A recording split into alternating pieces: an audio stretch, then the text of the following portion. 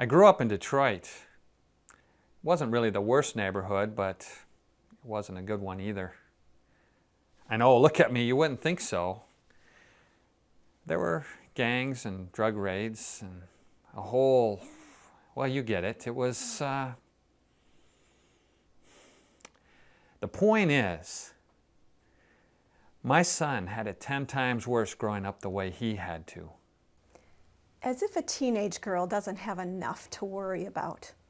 As if.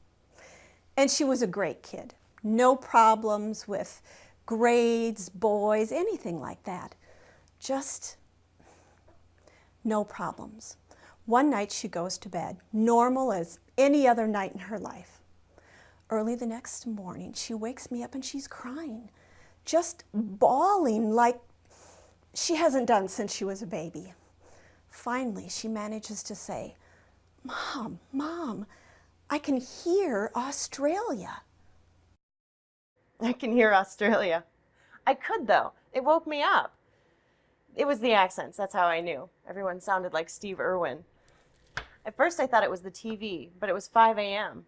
I ran through the house looking for what was making the noise, but of course I didn't find anything.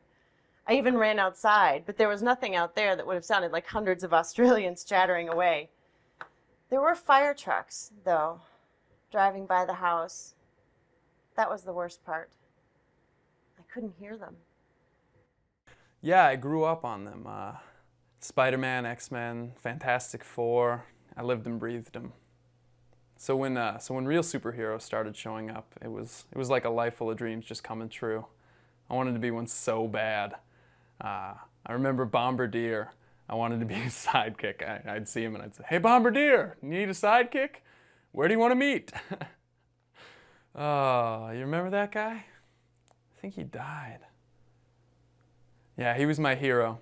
I prayed for powers, you know. I asked God every night to make me different. Then he did.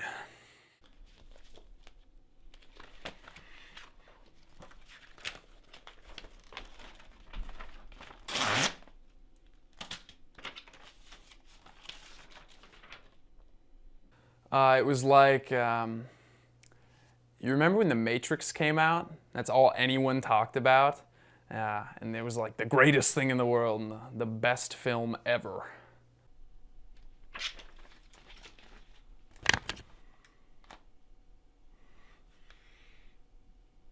Well, imagine that you finally get to go see it after it's been super hyped up and everything, and you show up to the movie theater, and instead of getting to see the movie, you get kicked in the nuts, and then all of your money gets taken, and also you get a swirly.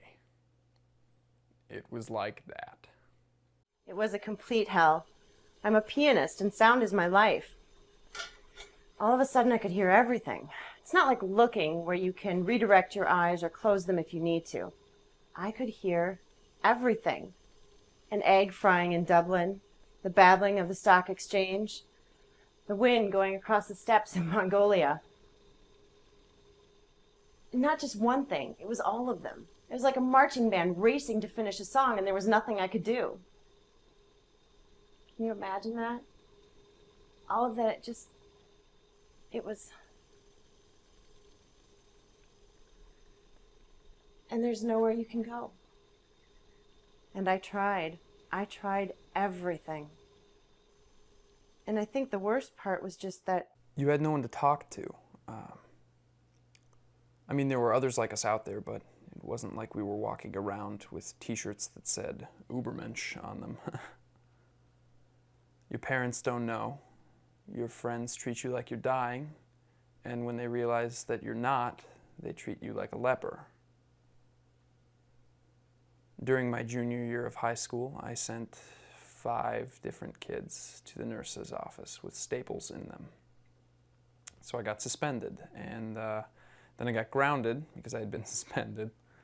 And while I was sitting alone in my room, I realized that there was no one who missed me, and no one I missed. So yeah, I guess that's what decided it. I wrote a long, weeping note to my parents, full of bitter pathos and Emily Dickinson poems. Then I went to the bridge. I didn't figure anyone would be there so early in the day. So I got there, and I climbed halfway up the railing, and I just kind of stood there, looking down and waiting to will myself to jump. There's a philosopher, sorry. Immanuel Kant's moral imperative. No, categorical imperative. He says basically that we should only behave in a way that could be applied to everybody as a general rule. I should only steal an apple if I believe that everyone can steal apples from everyone. Apple anarchy. It's kind of like do unto others, or don't do unto yourself what you wouldn't do to anyone else. Yeah, that sounds about right. I don't think either one of us knew who Immanuel Kant was at that point. She read him sometime later, and it happened to work well to describe what happened. I don't know. It's a lot simpler than that. It was a gut thing. I think philosophy's great for some people, but it kind of strikes me as trying to define simple things in complicated ways. I didn't know Kant. I didn't know any categorical imperative. I just knew one thing, and it wasn't told to me by some guy who had died hundreds of years ago. I knew it in my bones. That's all there is. Even if you were about to do the exact same thing.